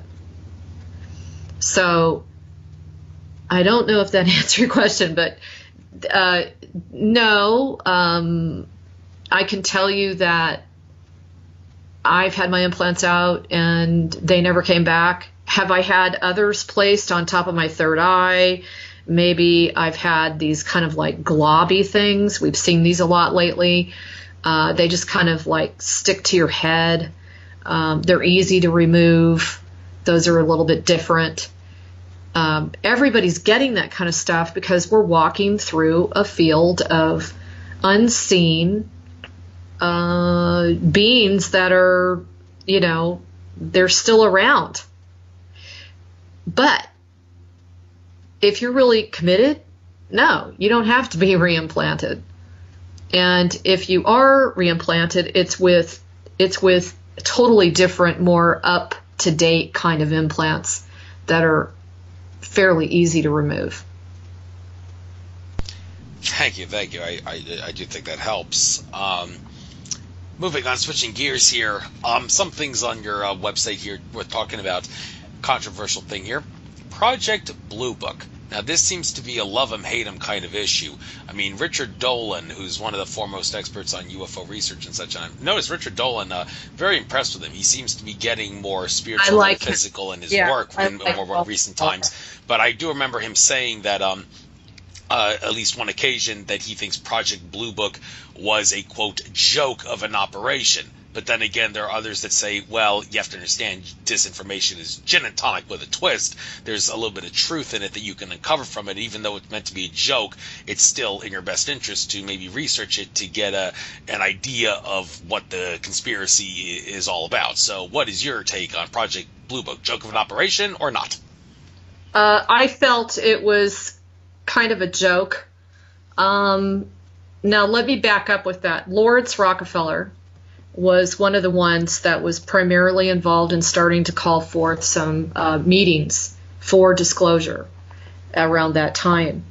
And, they say that Project Blue Book it actually was tweaked a couple of different times before it was called Project Blue Book. But there was a tremendous amount of resistance within the military to even cooperate. And there was not much willingness on the part of the minions to support it. Like, people didn't really believe it was even going down, that there was this, kind of, let's just put off to the side council that was working towards bringing more awareness forward that, hey, A, aliens exist, B, we've already had contact, C, there was a downed saucer, and D, the military lied through their teeth. And so Rockefeller spearheaded that. Now, they say that Blue Book was actually used to create supposedly some sort of construct of, looking at all of the people that were reporting in and seeing if they were legitimate. But the sad part is that the majority of the testimonies and those that actually had live contact at that time, they were dismissed in most cases, or they were visited and they were threatened. And even the Blue Book, the Project Blue Book information, unfortunately, has shown that if you made yourself, if you allowed someone to know that you had contact and then you received like a Men in Black, probably, coming to your door kind of thing, you never heard from that person again. And then they went into denial that these testimonies even existed, even though there were I think there were 400 to 600 reports. And the problem with the Project Blue Book team of people that were involved is they couldn't even gain access to them, even though they were supposedly supposed to have a Freedom of Information Act. So that is about the time that they spearheaded classifications. And, I'm sorry, this is classified. And then the classifications became such a mire of classifications within sub-classifications that it was almost impossible. If you got beyond one classification, then, nope, sorry, you got to get through this red tape to get to this classification. So a lot of people, I personally agree with, it was like we were chasing our tail. Now, that's, again, on a physical, third-dimensional level. But if you step back and you look at what came out of it, it still was a piece of the puzzle to bring us where we are today, of the reality that this did occur. And, to have a very prominent name such as Rockefeller behind it, you can look at that two ways. You can either look at it as, well, the Rockefellers didn't want it to get out of control and they sent one of their own in to keep it at bay. Or you can look at it the other way. It still brought some attention to the actual circumstance, and people would be able to say, well, gosh, maybe there's some legitimacy in this. So that's what I thought from all the information I've read. I know my dad was involved. He didn't talk about it a whole lot, but I know that the Air Force was up to their eyeballs involved in just a slew of sightings. Because he was busy. I mean, I remember that. He was very busy with it. Kudos to him for being in the force and all that. Definitely an experience to remember, I'm sure, even though in some sense it was kind of a fraud in the sense, because wars are all illusions and all that, being manipulated by the powers that be on both sides. But hey, I'm digressing. Well, and Andrew, the thing is that's fraudulent on the part of the military, not on the people that joined that really thought they were going to make a difference. Oh yeah, no question about that. Yeah. Right. Okay. Looking at another thing here, 2 places up from Project Blue Book, I see a galactic view of Earth. Now I look at that and I think, okay, what would you see if you looked at Earth from the cosmos? Well, if you were to ask the poster boy for the flat Earth theory, Santos Bonacci, he would say it's nothing like what we've been led to believe with the globe Earth and all that. And I did watch that interview that you did with him. I mean, aside from the flat Earth stuff, he seems to have know what he's talking about. But I did have the chance to interview him and debate him about this. My listeners were not in the least bit impressed, and I must say I was very pissed off when I told him, hey, I'm going to upload my interview with you to my channel, but you can kill two birds with one stone and upload it to yours as well. He did, but shortly after, a couple days after he originally uploaded my interview, he watered it down. He chopped off everything that we interviewed except for the Flat Earth stuff, and he changed the title to Flat Earth Debate on Nature of Reality Radio.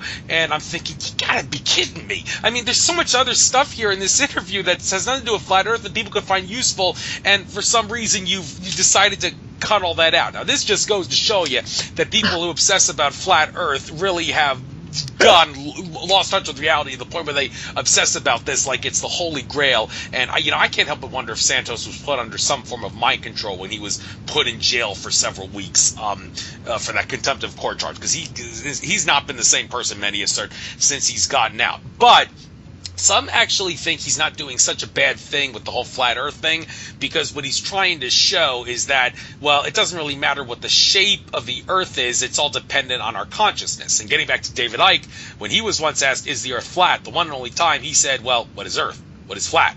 What is reality? And he said, I love that. You saw it. Yeah, that. he basically said the shape of the Earth is entirely dependent on what our consciousness allows for it to be. He didn't actually answer the question, but I think that answer may have been the best. However, many would say from a collective consciousness standpoint, the Earth is definitely round. And I mean, you got ET contactees telling their ETs telling their contactees from space, the Earth is round, yes, and here's the information. Sheldon Neidl and Alex Collier, two in particular, that would show you that. When I brought that to Santos's attention, well, I'm not even going to get into what he said. You can check that out for yourself. But I mean, there is a reason why flat earthers, their evidence does seem to be accurate and empirically true, even though it's wrong. And whenever I talk about flat earth on this show, I try to make sense of that. And the way I make sense of it is that the flat earth is just like a two-dimensional construct of a higher dimensional thing. So the evidence is going to appear empirically accurate, but it doesn't tell the whole story. So because it doesn't tell the whole story, it's not right. So if you were to view a galactic view of Earth from space, you would actually see a round Earth. But why people like Santos and other flat earthers can't come to grips with it and continue to obsess about this, I don't know. You have to ask them. Well, Andrew, I'm probably going to blow you away, and you're just going to go, this woman is nuts. But I'm going to tell you what I've seen and all the energy work that I've done. Are you ready? Okay. I personally feel that the Earth is a ship, and that's why it appears kind of flat to people, and why there's all these things. And if you go back to years ago, I blogged about the yellow rose for Texas, and she alluded to this. If you read up on some of the text, there will be some, there'll be some type of, they're not fully coming out and saying it, but they're insinuating it. And I don't have anything to base that on, and frankly, I don't really care. I just know what I've seen. And I was blown away because I had heard that only from her. And that was years ago, forgot all about it. And then when I was doing my work and I saw it as a ship, I about flipped my lid. And it is totally broken down, and it's beaten up, and it's pretty much non-functional. So she said something along the lines of, if you've never checked her stuff out, it's pretty mind-blowing. I would definitely do it. It's called Yellow Rose for Texas, and she talks a lot. She shows a fascinating video it was taken by a friend of hers who managed to get copies of it to her, and it was through NASA. And it shows how they basically were taking out, because if you read text, you will understand that a planet is a being, right? It's not just a planet, it's not just an object, it's an actual living being with a consciousness. And she talks a lot about how there's planets and they're actually on a staged, each one of them was on a pole, and it was on this physical apparatus that the gamekeepers created. I mean, it'll blow your mind. Go check it out. If nothing else, it'll expand the way you see things. Thank you. Definitely will. We'll get into that. So, just it's a 7:53. We'll probably go for maybe another 7 to 10 minutes. Want to try to keep this at 2 hours for the sake of all the listeners who have lousy attention spans. But anyhow, soul alignment and DNA activation under the healing services. Now, when it comes to DNA activation, like what can we do to enhance our DNA? I take a supplement called DNA Force, which I get from InfoWars, and despite the name DNA Force, I'm sure a lot of people will say, well, don't let the name fool you. It's not really enhancing your DNA to make you more metaphysical. What it's doing is that it's healing the telomeres on the end of your chromosomes and improving mitochondrial health, but it's not like going to turn you into a spiritually enlightened being, and the name DNA Force, don't let that fool you. However, I'm sure many would assert that compared to other supplements and other things we could be doing to improve our DNA, that DNA Force, because of the things it does in chromosomes, would, to a greater extent than other things, improve and activate our DNA's abilities, simply because it kind of improves the specific cogs and gears that are fully attached to the DNA, like the chromosomes and all that, if that makes sense. So let's start with DNA activation. Do you agree or disagree with the notion that supplements like DNA Force can potentially enhance your DNA in that way? Oh, I definitely think on a physical level that it will support you.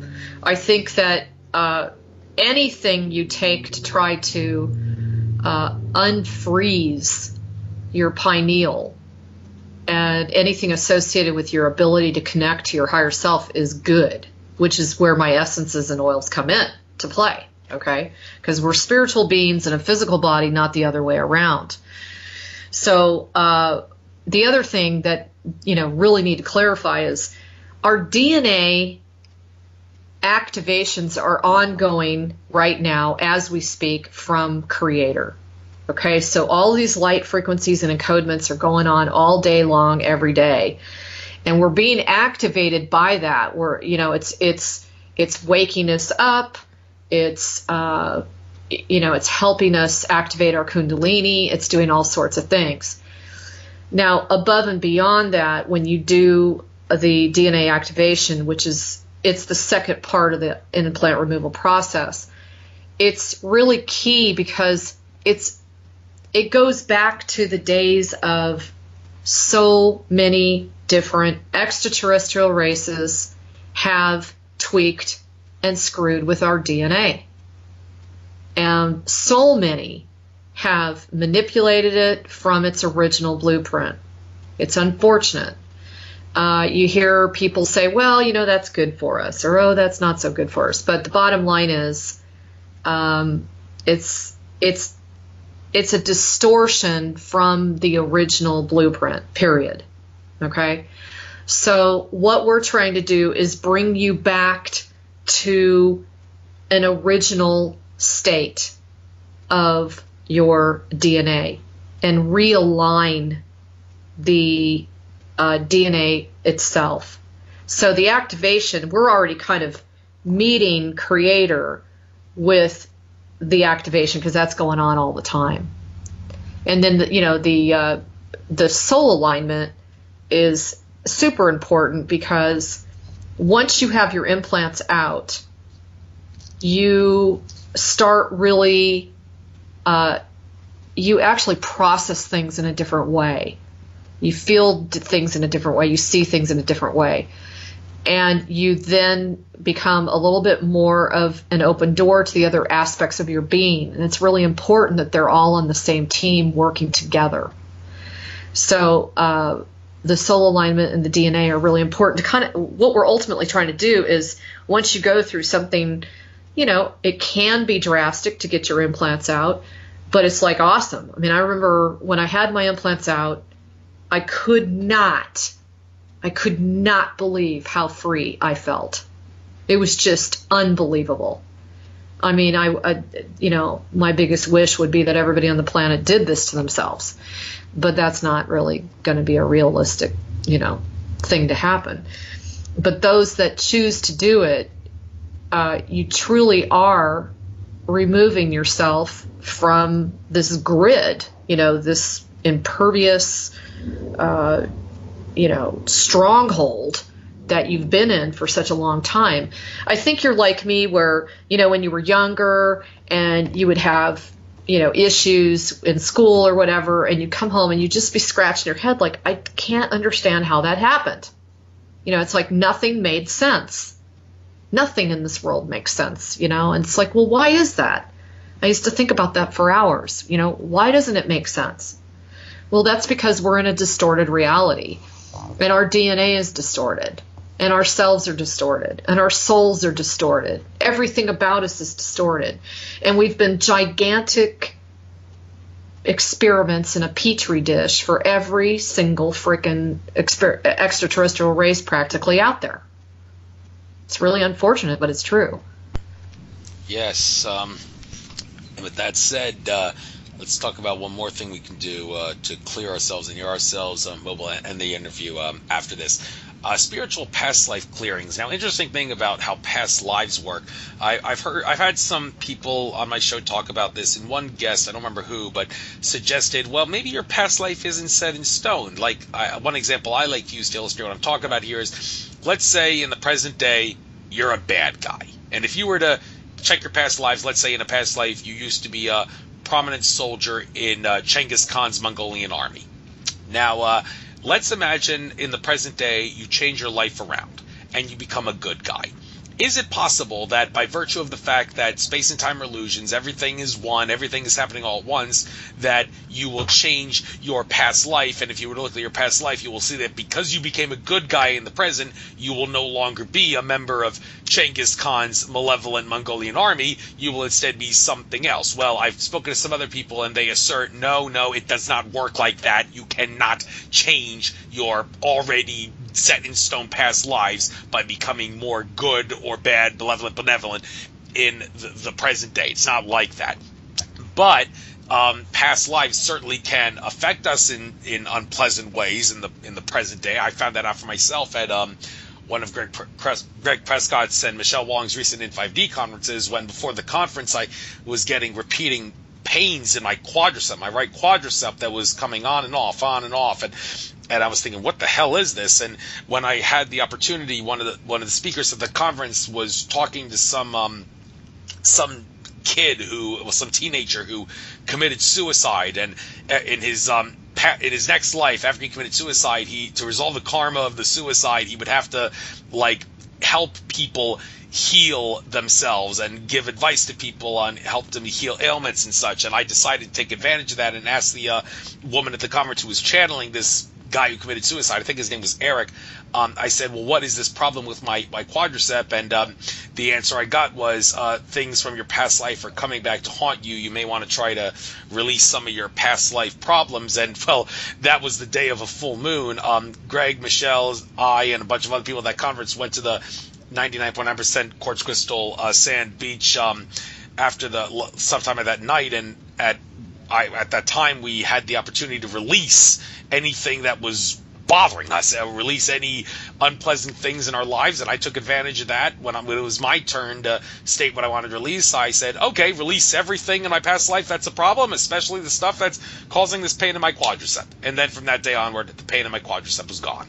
Okay, so a couple of things here. Do you agree or disagree with the notion that you can change or not change your past life by changing the way you act in the present day? And what exactly is spiritual past life clearing, and how does it pertain to the experience I had? Okay. Well, first of all, no. If you have and I should clarify that past lives, and it's only because we live in time, okay? Past lives are actually simultaneous lifetimes that we're living in. So we are an all-encompassing, multi-dimensional field, and we're living out many different lives at the same time. Now, this particular life is kind of like who you are here right now is the main captain of the ship, so to speak. But the other lives are completely independent and doing, they're an aspect of you. Basically, you have all these other aspects of you that are living out their lives. Now, back in the day when Torrey Smith was alive, he used to talk to me about ratios. How much sacred light did people carry? And I believe what he meant, and what I've seen in the work that I've done, is that you have so many lives where you ultimately had good intentions and you tried to do, good things, etc. And, you didn't like murder anybody or anything like that. And then you have other lives where you were just absolutely enraged. Maybe you saw your family get tortured and killed, and you just went on a rampage and you killed everything that was in sight. So there are those aspects within each and every one of us. It's very, very common for us to have aspects that are, not going along with the show, so to speak. And that's absolutely true. What people need to understand is when you have had something so horrific happen to you, I'll give you an example. That would be Atlantis, Lemuria, the Sumerian times. Those are all very, very tumultuous, horrific experiences that occurred where the fear was just, off the scale. Those are going to be very deeply embedded in our field, whether it's like a dream, whether it's a memory, or whether it's an illness associated with it, or whether it's an injury that you had at the time of it. And when that occurs, you literally are on an infinity loop, and you repeat that same theme with that same problem over and over and over in every single one of your incarnations until you can figure out how to clear it. So it's like you keep it, you retain it, you carry it with you, and in most of your lifetimes you may not even figure it out. In this particular life, we're being very prompted. And this is what I mean by this is a time where we tremendously need to go down the purification and clearing route. And, and definitely release the pain. Now, you're lucky that just by making a statement and saying, I release all this from this, from my quadriceps, and it actually was successful in releasing it. But in many cases, there's a lot more to it. You have to get down into the original point of trauma. You have to get into belief systems that you've held from that time. And in many cases, you're going to want like a healer's assistance if you're really hitting your head up against a wall. So hopefully that answers your question. Well, I think I was lucky in the sense that it was the night of a full moon, and I remember it was supposed to be cloudy and all that, but when we gathered on the beach, the clouds all cleared up as though the moon was coming out specifically for us. No magic, strictly metaphysics. So, yeah. All right, so I guess that's a good way to end the interview here, saying it's not magic, it's metaphysics, and leave it at that. It was great having you on. I will make sure I upload this to YouTube hopefully by tomorrow midnight at the absolute latest, and I will spread it far and wide, upload it to forums and such, so people will be able to get this valuable information out there. And you're more than welcome to kill two birds with one. Can I just really quickly just say, I'm so excited. I have these two new lines, and one of them is my Sacred Egyptian Oil line. So please check it out. I'm going to have like a like a pre-launch special for those that order ahead of time before we ship them, and they are so magical. I mean, or you want to call it metaphysical. They're just so powerful, and they're really going to help us big time. No doubt. So. And yeah, but I was going to say, if you want to kill two birds with one stone, or I should say feed two birds with one seed to make it sound more loving, you are more than welcome to upload this interview to your Galactic Connection YouTube channel if you want. If you don't want to, that's fine, but I'm sure that you would probably get more views if you uploaded it to your channel than I would. So, hey, it's up to you. Okay. So, with that being said, namaste. Hope we have a great month of May, and enjoy the rest of your Tricloud Infinite Consciousness. Bye, everyone. Thanks for listening. Lots of love. Bye-bye.